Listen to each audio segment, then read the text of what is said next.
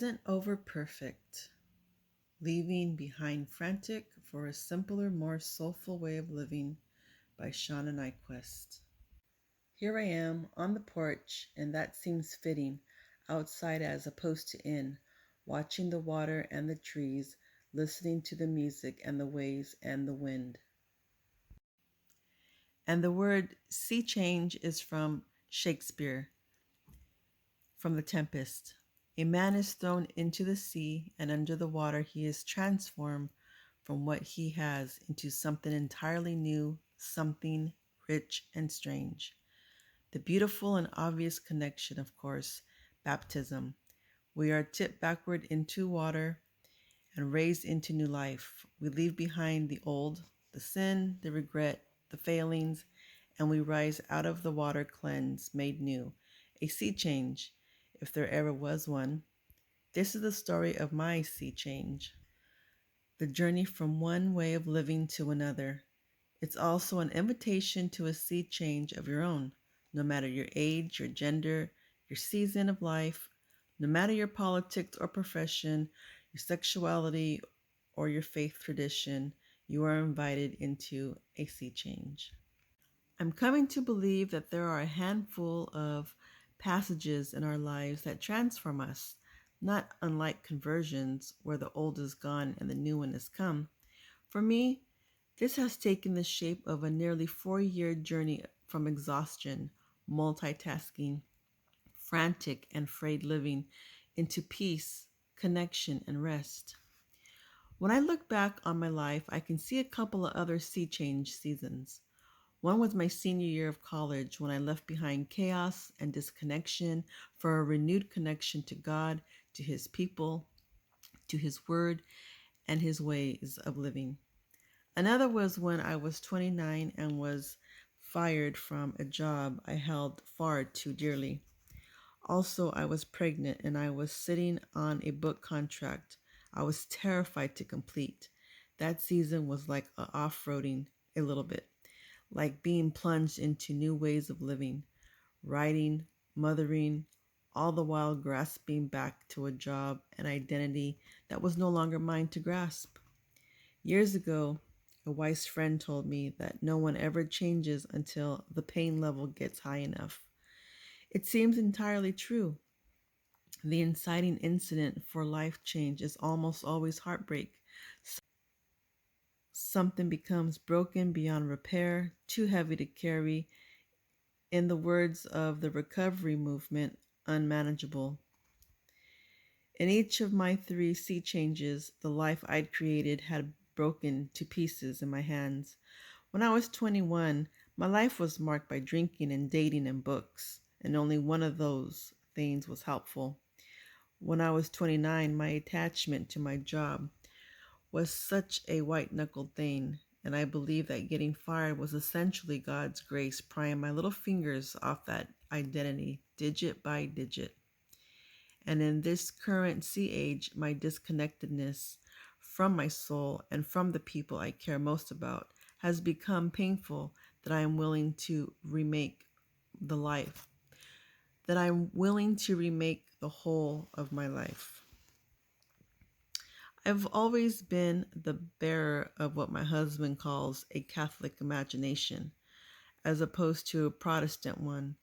I don't know where that came from, except that growing up in Chicago means growing up on all sides, happily surrounded by Irish and Italian and Polish Catholics. We were the odd ones out, certainly in our church, that met in a movie theater without crosses or priests. More than that, though, I think this particularly Catholic imagination was born in me because my earliest loves and my greatest loves to this day were stories, meals, and water. Another way to look at it, the liturgy, communion, baptism. I'm not an all an in my head person. I'm a blood and guts and body person, a dirt and berries and trees person. I'm a smell and taste and feel and grasp between my fingers person, and both life around the table and life on the water are ways of living that I experience through the tactical sensations of them. not the ideas that float above them. This sea change in me began fittingly at a lake. I spent summers all my life in this little lakeshore town. My grandparents had a cottage here, and both grandfathers had sailboats in this marina. My parents' first date was a walk on this pier. This town and this stretch of Lake Michigan is in my blood, deep in my bones. For the last several years, each July, Aaron and the boys and I rent a house we love.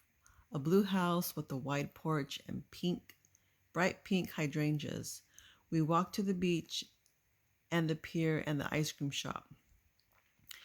We take the boat out every day, sometimes twice. We buy most of our produce at the farmer's market and we pick blueberries and cherries to freeze and eat all year long. It's a 3 hour drive to this small Michigan town from our house outside Chicago, but they feel worlds apart. I can feel myself exhale as we exit the highway and turn in onto Phoenix Street and see the first glimpse of the water makes my heart leap every single time.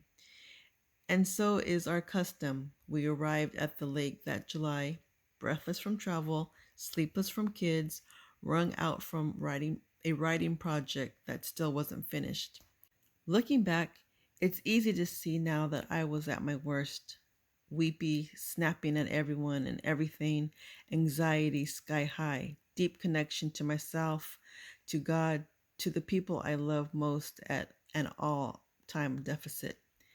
That July began the invitation to a new way of living, and each subsequent July has been reset, a recalibration, a deeper invitation.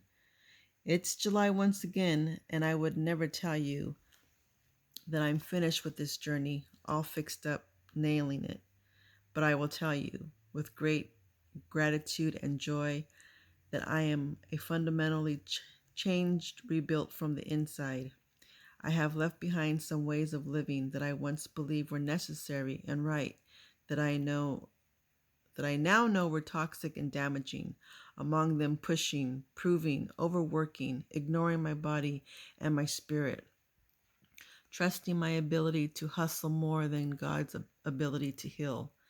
My life is marked now by quiet, connection, simplicity. It has taken every bit of more than 3 years to learn these things, and like hard work, I fail and try again. More often, I'd prefer. But there is peace that defines my days, a settledness of groundedness. I've been searching for this in a million places, all outside myself, and it astounds me to realize that the groundedness is within me and that maybe it was there all along. I've always trusted things outside myself, believing that my own voice couldn't be trusted, that my own preferences and desires would lead me astray, that it was far wiser and safer to listen to other people, other voices, the voices of the crowd. I believed it was better to measure my life by metrics out there instead of values deeply held in my own soul and spirit. And in the same way, I've always given my best energy to things outside myself, believing that I'd be fine, that I was a workhorse, that I didn't need special treatment or babying or, heaven help me, self care. Self care was for the fragile, the special, the dainty.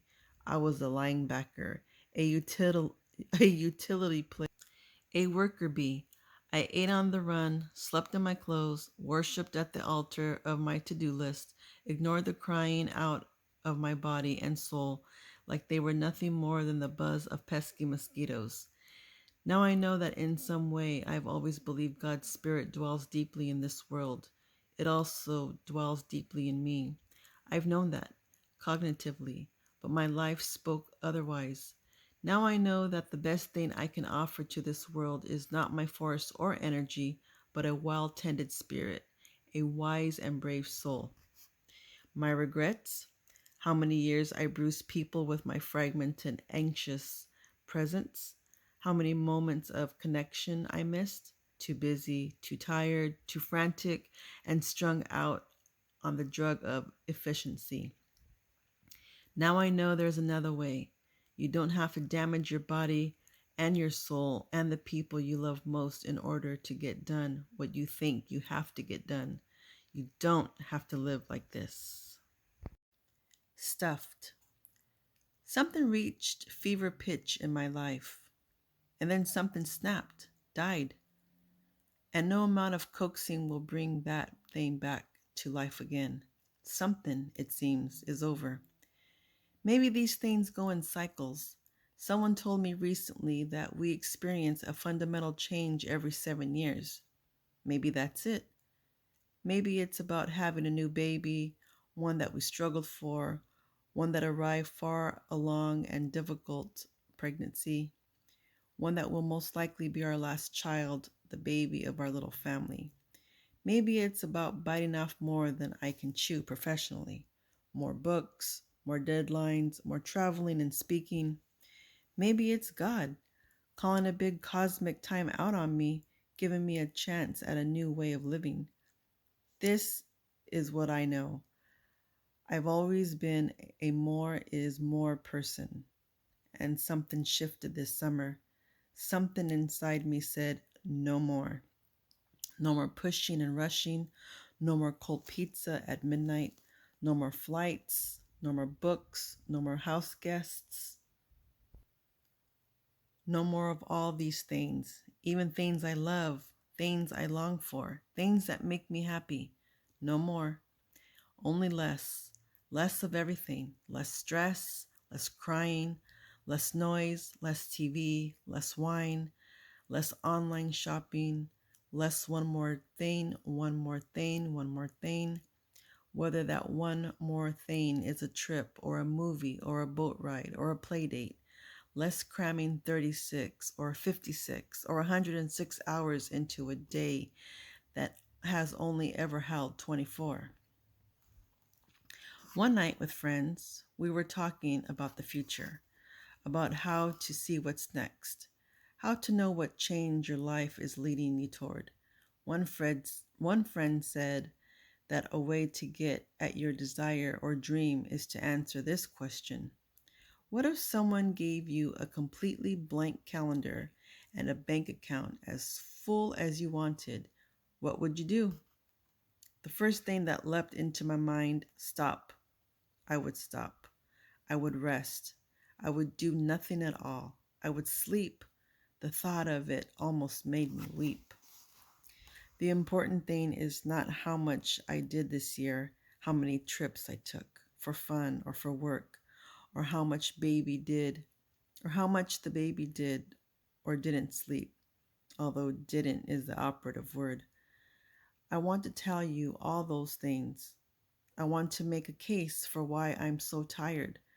I want to run you through the list, partially because I want you to feel as tired and glazed and undone as I feel, but also because I don't want you to think I'm weak. Not just any little thing can make me this tired, not just a baby or something, not just a book. I'm not one of those normal people who just gets tired sometimes.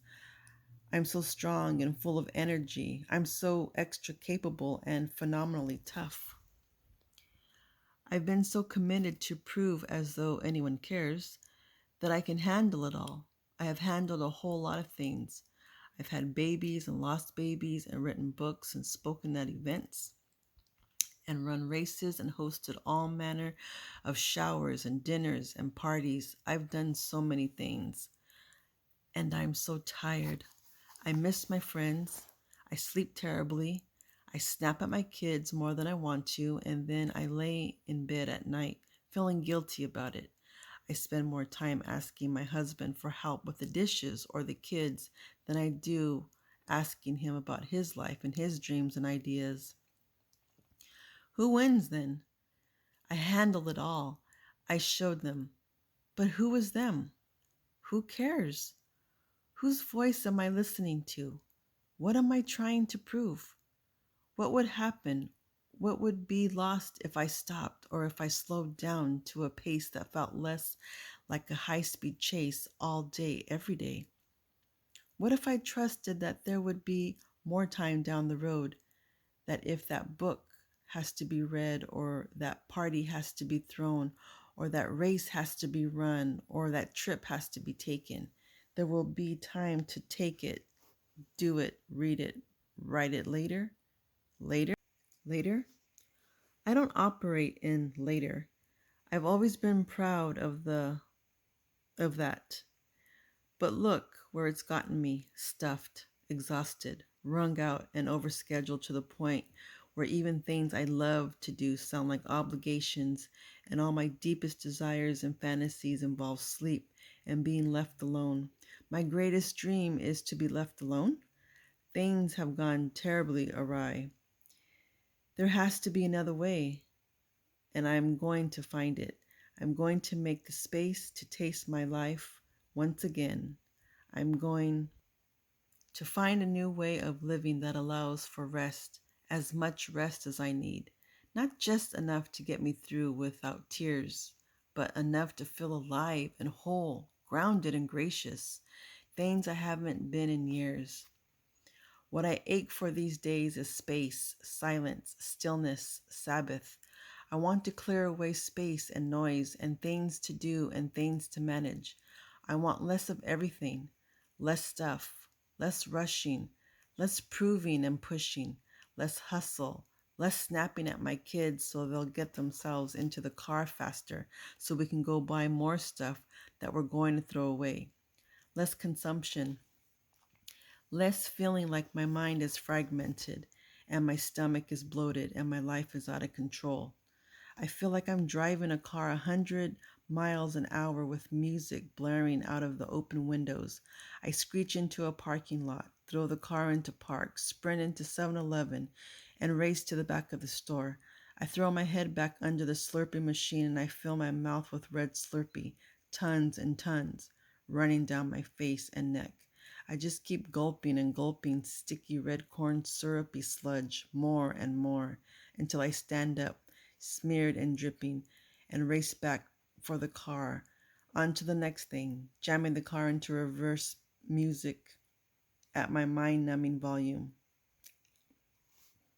That's how I feel, and what I want is one strawberry, in total silence. No 100 miles an hour, no music, no fake red mess all over my face and neck. I want one real strawberry, and I don't know how to get there from here. I'm stuffed. You can use whatever term you want: besetting sin, shadow side, strength and weakness, the very thing that makes you you, that makes you great, that makes you different from everyone else, is also the thing that, unchecked, will ruin you. For me, it's lust for life, it's energy, curiosity, hunger. I'll come back around this block 1,000 times in my lifetime, probably. I hope I'm getting better at it. Hope that I'm righting the imbalance for incrementally these days than I was 10 years ago, for the most part. I've been, I think. But then the wheels fell off again, and I realized this time around it's more than a tune-up, more than riding a pesky small imbalance.